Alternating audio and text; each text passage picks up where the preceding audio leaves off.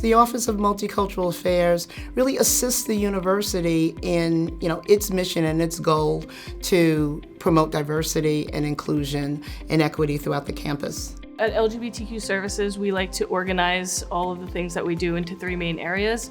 Educate is educating within LGBTQ communities about important topics that are relevant to LGBTQ folks.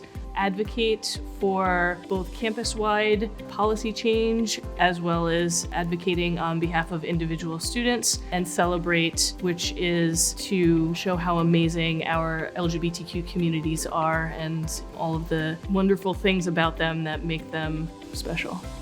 Here I co-chair our LGBTQ committee for the hospital and also chair our Faculty Diversity Ambassadors Council. So we're really working on having diversity be widespread. The school is very large and it has departments dedicated to supporting underrepresented people as well as the LGBTQ community. There's the LGBTQ Campus Center.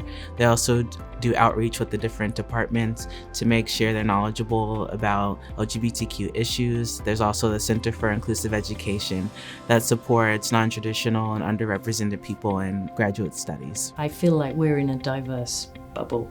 I have met different other gay staff members who have identified themselves, and people are very warm and welcoming and inquisitive as well, which I appreciate. Myself as an openly gay resident, we have other openly gay residents. And no one I know has ever really faced any kind of an issue with it. It's always been a welcoming environment. And it's honestly a really inclusive space that we have over here.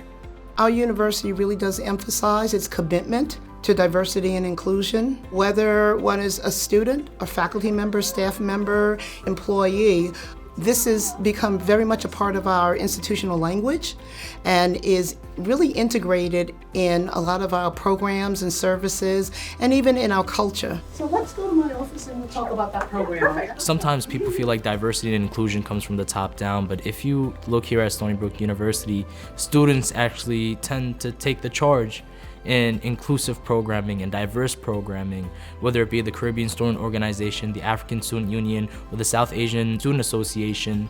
These clubs are able to bring together students most of the time from different parts of the world. That's something unique because oftentimes you don't see students taking that charge, but you do here. I think Stony Brook really goes above and beyond to create an inclusive atmosphere.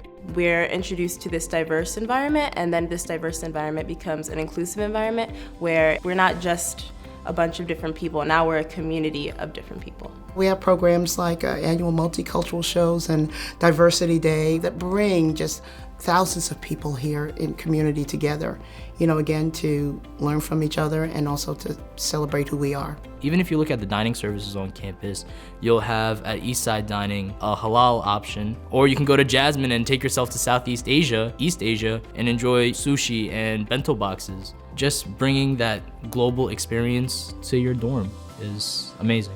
One of the biggest things that I'm really excited about is we recently submitted our application to the Human Rights Campaign to become a healthcare leader in LGBTQ care. So I think that will be a great addition to Stony Brook Medicine to serve the LGBT community and address health disparities for that population here. I think Stony Brook has a lot to look forward to in the future as we create more spaces and opportunities and environments that feel comfortable for people. The more they're going to be able to shine, and the more we'll be able to learn from one another and be able to see the world through various different lenses. Diversity is the different types of people that are at a table, but inclusion is having those people be able to speak their mind and share their inputs. And day by day, we see that more and more students, especially from those of different backgrounds, are being included in important conversations. The future, I think, really does look good for us as long as, we continue to, be committed to this.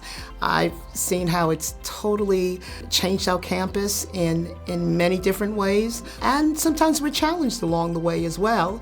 But we look at those challenges as opportunities, and opportunities to make us really, truly a more multicultural university.